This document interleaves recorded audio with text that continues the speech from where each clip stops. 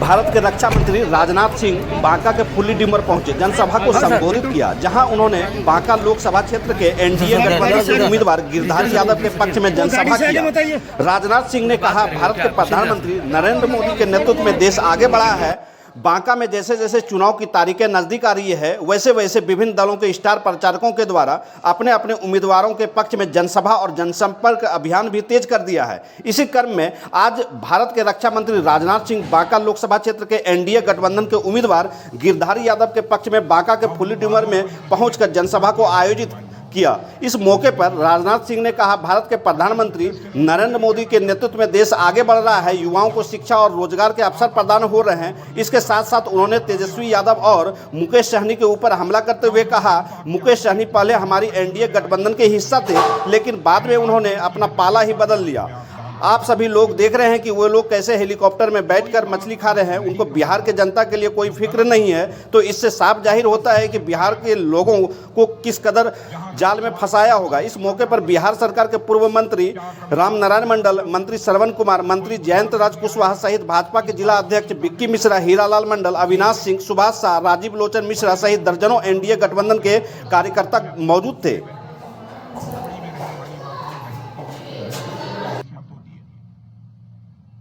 शौचालय उनके घरों में बनना चाहिए। इतनी संवेदनशीलता आजाद भारत के इतिहास में पहली बार किसी प्रधानमंत्री के अंदर देखने को मिली है। तो बहनों भाइयों, मैं कह सकता हूं हमारे प्रधानमंत्री मोदी जी के अंदर देखने को मिली। पक्का छत मिलना चाहिए, एक भी व्यक्ति शेष न बचे जिसके परिवार को अपना सिर ढकने के लिए पक्का छत न मुहैया हो।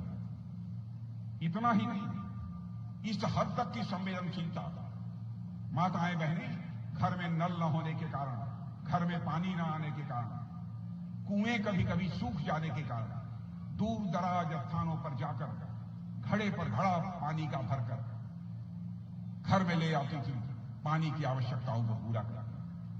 पहली बार किसी संवेदनशील प्रधानमंत्री ने सोचा है तो मोदी जी ने सोचा है, हर घर में नल होना चाहिए और नल के माध्यम से जल पहुंचेगा। मैं समझता हूं बिहार में भी पहुंचा होगा और मैं आपको यकीन दिलाकर जाना चाहता हूं, अगली बार आऊंगा तो पूछ लेना मेरे बहनों भाइयों, हिंदुस्तान का एक भी घर शेष नहीं पहुंचेगा जहां के लोगों को नल के माध्यम से जल न मुहैया होगा। यह सब सारी चीजें जो कि लोगों की मौलिक आवश्यकताएं होती हैं, प्राथमिक आवश्यकताएं होती हैं, इन आवश्यकताओं के बारे में कभी किसी ने विचार नहीं किया। इतना तक नहीं, माताएं बहनें भी जब गर्भवती हो जाती हैं, 6 महीने तक का उनको अवकाश, भले ही वह सरकारी नौकरी में हो, अब पूरा का पूरा वेतन भी मिलेगा। छोटी छोटी चीजों पर भी ध्यान देने का काम यदि किसी ने किया है तो हमारे प्रधानमंत्री मोदी जी ने किया है। यही कारण है कि आज भारत का मस्तक सारी दुनिया में ऊंचा हुआ है। सभी स्वीकार करते हैं इस सच्चाई को। और कद कितना बढ़ा है, मैं उदाहरण आपको देना चाहता हूं।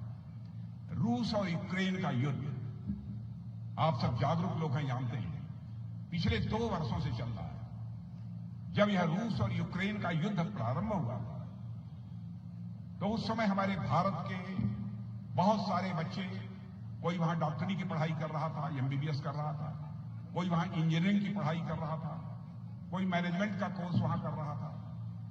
तो उनके माता पिता यहां से मांग करने लगे प्रधानमंत्री से, मोदी जी चाहे जो कुछ भी हो जाए,